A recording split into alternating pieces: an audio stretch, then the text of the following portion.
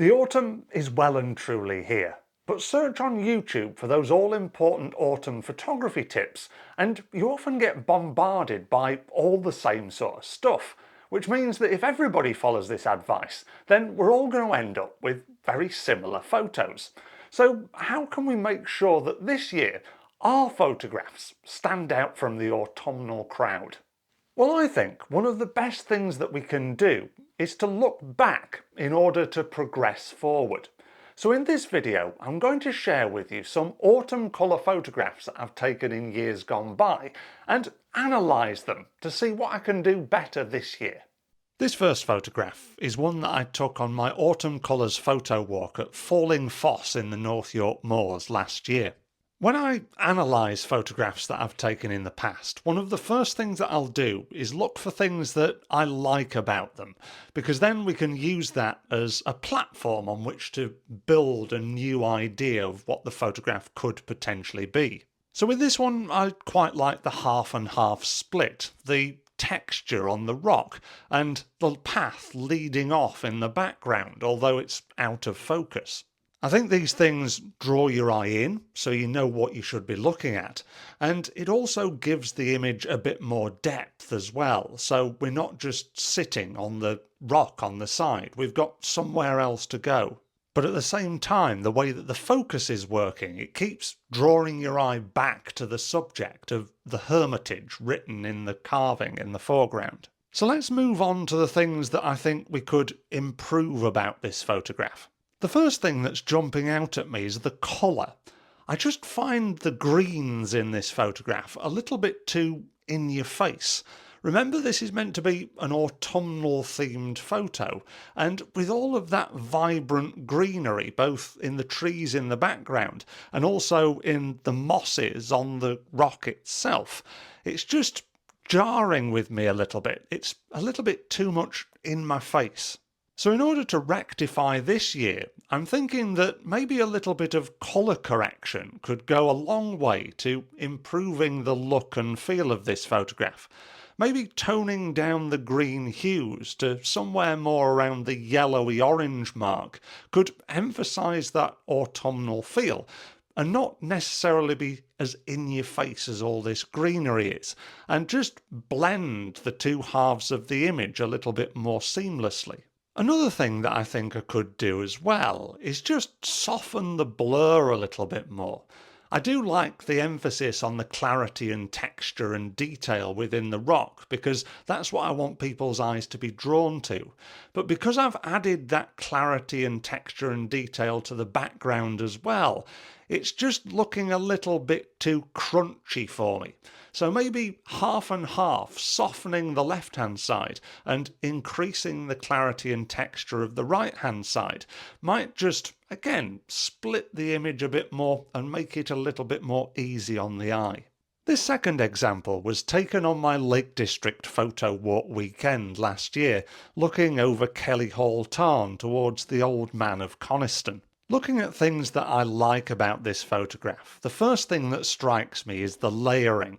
I really like the contrast and textures in the foreground, leading you to the curved line of the tarn going from one side of the frame to the other, then the trees in the midground, and finally out to the peaks of the mountains and the brooding moody sky in the background. I think the light and the colour work quite well here too. The colours are quite subtle, but yet there's a nod to that autumnal rustiness. And the light catching the fells in the background is not taking your eye away from the subtleties of the contrast in the foreground and midground, with the reflections on the lake of the sky above, and then the darker line of trees separating out those layers once again. So that's the good bit. Let's have a look at what we could potentially improve. And the first thing that is slightly jarring on my eye is the way that the tarn is cropped off on the right-hand side. On the left, it neatly meets a point, so our eye has room to manoeuvre around the edge of the frame, whereas on the right-hand side, that little bit of the edge of the tarn is cropped out, and I feel that that is slightly disjointing the balance of the composition. So if I was to return again this year to remake this photograph, I could potentially go with a wider angled lens to make more of the tarn, add a little bit of a buffer like we've got on the left hand side on the right hand edge as well, making the tarn more of a subject rather than an additional layer. Another thing that I find a little bit distracting and maybe worth looking at is the reflection of the little tree perched on the left hand side just above the tarn. It's half there and half not, so I'm wondering that maybe walking a few more steps to my right hand side might emphasize that reflection a little bit more and make it more of a feature in the photograph. I think it'd be worth a try anyway. This third example was taken at Gibson Mill at Hardcastle Crags in West Yorkshire. The beautiful reflections that the mill pond creates makes it a great place to go for some industrial landscape photography. When I visited a couple of years ago, it was obviously a very moody day.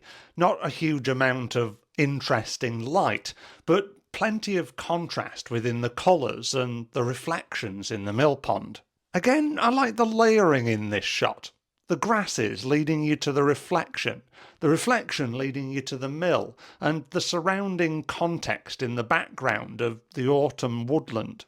I also like the diagonal lines which are leading you from left to right, and then in the middle you've got this standout feature of the mill which breaks up the monotony of those lines and gives you something to look at. There are a few things that I'm not quite sure about with this photograph. I think they come down to composition and also the emphasis on the autumn colours. First of all, with the composition in mind, I'm not quite sure about the out of focus branch and leaves that are coming in at the top right hand corner. You could argue that they're bouncing the eye back down towards the mill, but I think as the horizon line of the trees curves up towards the right hand corner, I think that would probably do just as good a job without being quite as distracting.